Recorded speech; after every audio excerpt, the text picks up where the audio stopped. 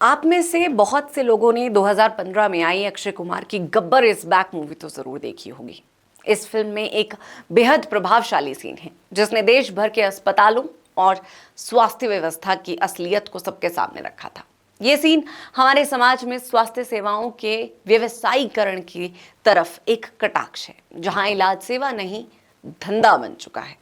सरकारी अस्पतालों में लापरवाही और निजी अस्पतालों में लूट दोनों ही आम जनता के लिए मुसीबत बन चुके हैं। आज 2015 की उस फिल्म का ये सीन इसलिए जहन में आया क्योंकि हाल ही में हिमाचल प्रदेश के बड़े अस्पतालों से खबरें सामने आई जिसने ये सोचने पर मजबूर कर दिया कि आखिरकार हिमाचल की स्वास्थ्य व्यवस्था खुद ही आईसीयू में भर्ती क्यों हो गई है। दावे ऐसे ऐसे कि मानो यहां से बेहतर इलाज शायद सिंगापुर में भी ना मिले, लेकिन जमीनी हकीकत ये है कि प्राण जाए पर प्रश्न ना उठे। हाल में जो आईजीएमसी में हुआ वो सबने देखा। हालांकि इस पर अब अस्पताल प्रशासन का जवाब भी सबके सामने है, लेकिन ऐसा पहली बार हुआ होता तो शायद सवाल ना उठता।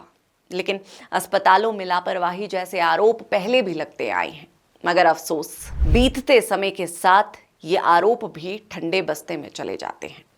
सुधार हो ये चाहते हैं, लेकिन सुधार होता नहीं है और मरीज सिधार जाते हैं। पहले जरा मामले पर विस्तार से गौर करते हैं। पहले आईजीएमसी अस्पताल से सोशल मीडिया पर एक वीडियो काफी चर्चे में आई।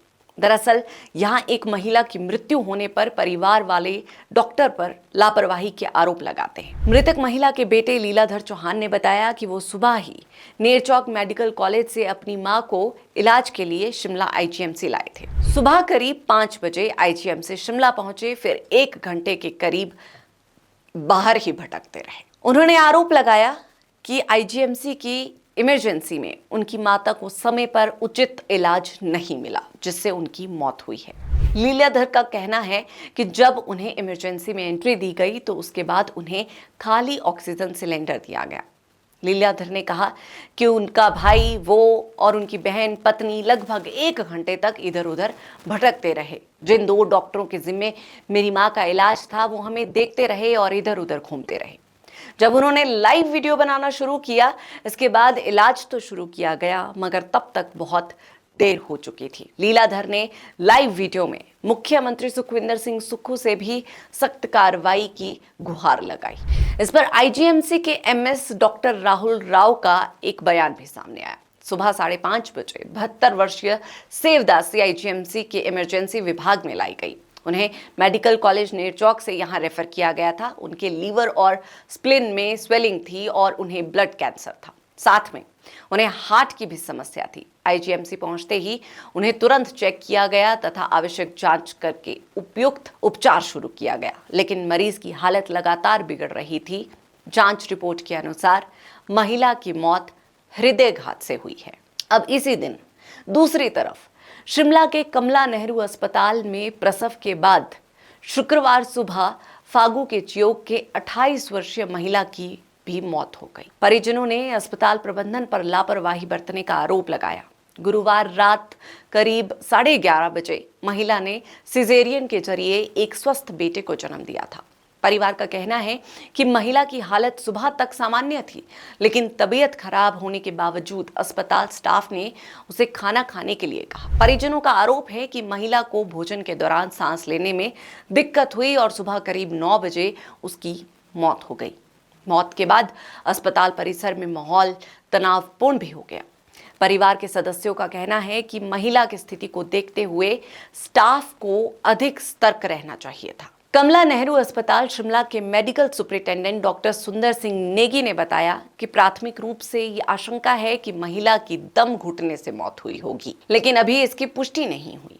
उन्होंने कहा कि डॉक्टरों की टीम मौत के कारणों की बारीकी से जांच कर रही है। मामले में आंतरिक जांच की जाएगी। 3 दिन में इसकी रिपोर्ट आएगी, लेकिन पोस्टमार्टम नहीं होगा क्योंकि परिजनों ने मना कर दिया। महिला की डिलीवरी के बाद स्वास्थ्य सामान्य था और रात तक कोई गंभीर समस्या दर्ज नहीं की गई थी। ये उसकी दूसरी डिलीवरी थी और इसके पहले स्वास्थ्य में किसी प्रकार की जटिलता नहीं रही। बच्चे की हालत फिलहाल सामान्य है और वो डॉक्टरों की निगरानी में है। पोस्टमार्टम रिपोर्ट आने के बाद ही महिला की मौत का वास्तविक कारण स्पष्ट हो सकेगा। देखिए, हिमाचल प्रदेश के सबसे बड़े अस्पताल आईजीएमसी से पहले भी ऐसे कई मामले सामने आ चुके हैं जहां समय पर इलाज न मिलने से मरीजों की जान चली गई। लेकिन सवाल ये है कि अगर ये घटनाएं बार बार दोहराई जा रही है तो फिर गलती में सुधार क्यों नहीं हो रहा? क्या हर बार प्रशासन को नई लाश की जरूरत पड़ती है तभी वो कुछ पलों के लिए जागता है? कहीं ऑक्सीजन सिलेंडर खाली निकलते हैं, कहीं डॉक्टर घूमते रहते हैं और कहीं स्टाफ मरीज की बिगड़ती हालत को अनदेखा कर देता है। और जब सवाल उठाए जाते हैं तो कहा जाता है इलाज प्रोटोकॉल के तहत किया गया या फिर जांच के आदेश दे दिए गए हैं। दूसरा, हर बार यही कहा जाता है कि बजट की कमी है, संसाधन सीमित है, डॉक्टरों की पोस्ट खाली है। लेकिन ये कमी सिर्फ अस्पतालों के लिए क्यों होती है?